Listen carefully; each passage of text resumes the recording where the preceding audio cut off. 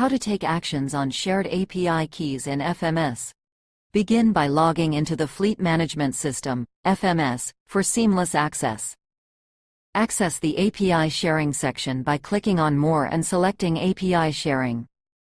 The default view includes a list of API keys, featuring details like the API sharing recipient, shared assets, API key, and its expiration date.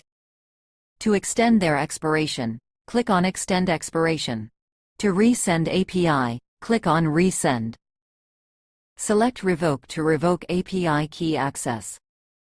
Switch to the Expired tab at the top to view expired APIs. Locate the expired APIs in the list and click Reactivate to renew any of them. After reactivation, it will be listed under Active tab.